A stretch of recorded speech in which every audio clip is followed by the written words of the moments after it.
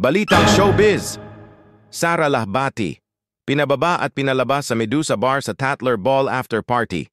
Dahil umano kay Rocio Zobel, kumakalat ngayon sa Reddit ang matinding chika.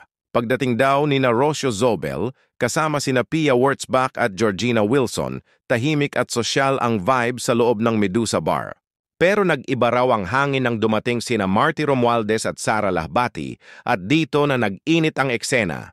Ayon sa source, pagpasok pa lang ni Sara ay agad na bumulong si Rocio sa ama nitong si Inigo Zobel. Ilang saglit lang, kinausap daw ng ama ang staff at boom! Nakita na lang si Sara na ini-escort palabas ng bar. Chika pa ng mga marites online, na-link daw noon sina Sara at Marty Romualdez at sinulot pa umano si Marty mula kay Rocio. Kaya raw ayaw na ayaw siyang makita sa lugar na iyon. Grabe, parang teleserye sa totoong buhay. Ano sa tingin nyo, palala na ba ang sigalot o dapat nang itigil ang paandar ng mga intriga? Drop your thoughts! Huwag magpahuli! Sumali sa usapan!